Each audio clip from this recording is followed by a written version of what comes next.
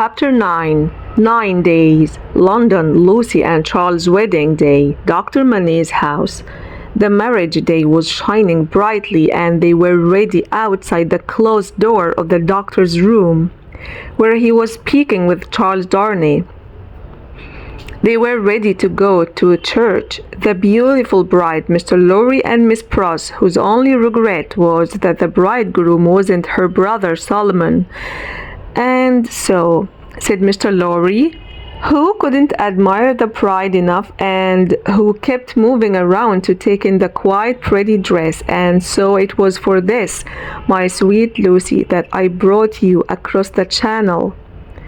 Such a baby! Lord bless me, how little I thought what I was doing, how lightly I valued the obligation I was conferring on my friend Mr. Charles.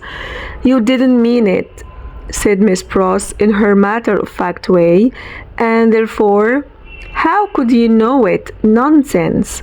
"Really? Well, but don't cry," said the gentle Mr. Lorry. "I am not crying," said Miss Pross. "You are." My Pross?" By this time Mr. Lorry dared to be pleasant with her on occasion. "You were just now. I saw you do so, and I don't wonder at it. Such a present as you have made them is enough to bring tears to anyone's eyes." "Ah, well," said Mr. Lorry, "dear me, this is an occasion that makes a man think about all that he has lost. Dear, dear, dear, to think that there might have been a Mrs. Lorry any time these past 50 years almost." "Not at all," said Miss Pross. As a result, Mr. Darnay soon became known and in demand. He was familiar, too, with what was happening in his father's country, and this was of ever-growing interest. So with much hard work, he began to do well.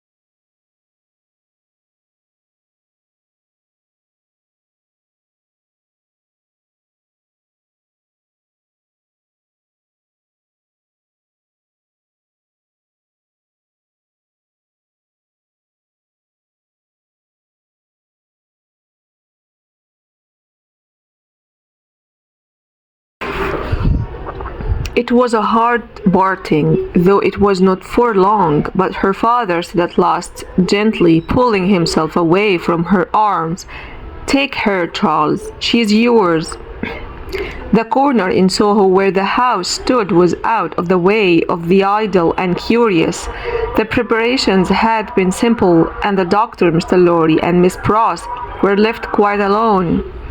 It was when they turned into the shade of the cool old hall that Mr. Lorry observed a great change had come over the doctor. It was the old frightened look that troubled Mr. Lorry, and the way the doctor had of holding his head and wandering away into his own room when they got upstairs reminded Mr. Lorry of the Vosges and the room in Paris. "I think," he whispered to Miss Pross, after anxious consideration, "I think we had best not speak to him just now, or at all disturb him. I must look in at Tillson's, so I will go there at once and come back shortly.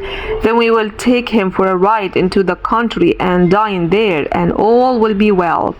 He was away for 2 hours. When he came back, he went up the stairs alone, having asked no question of the servant.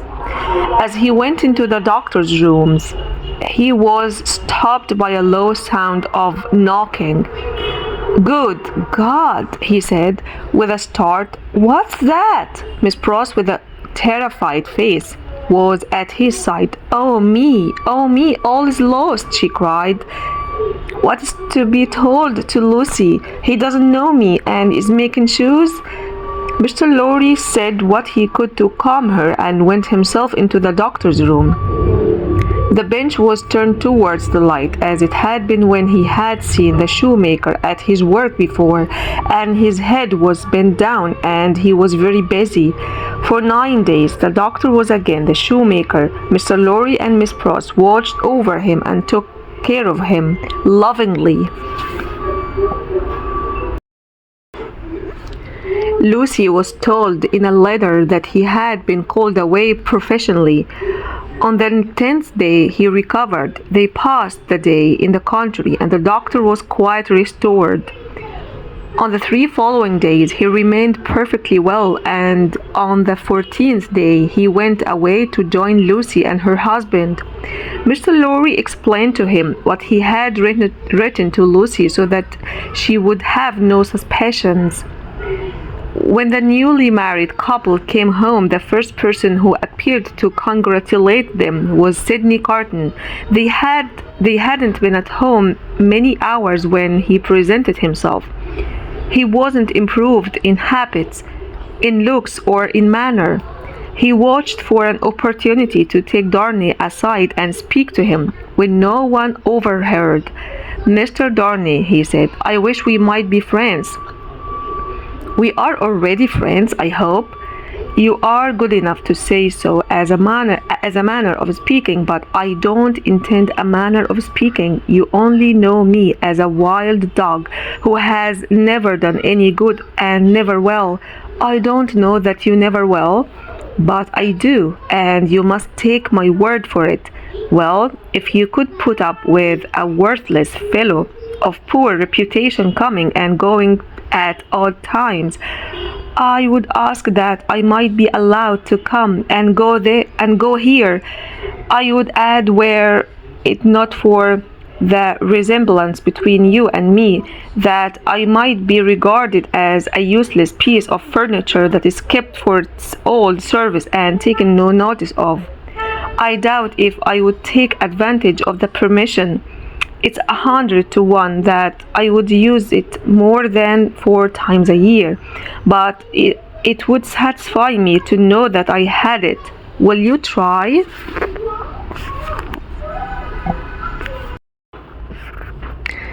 That is another way of saying that you accept. "Thank you, Darnay. I may use that freedom with your name." "I think so, Carton, by this time."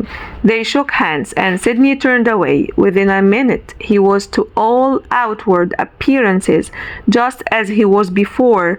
When he was gone, Charles Darnay made some mention to this conversation in general terms, and spoke of Sidney Carton as a problem, not bitterly or meaning to be hard on him, but as anyone might who saw him as he showed himself.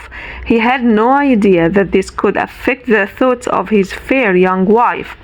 But when he later joined her in their own rooms, he found her waiting for him with the old pretty lifting of the forehead strongly marked. "You look thoughtful tonight," said Darnay, drawing his arm around her.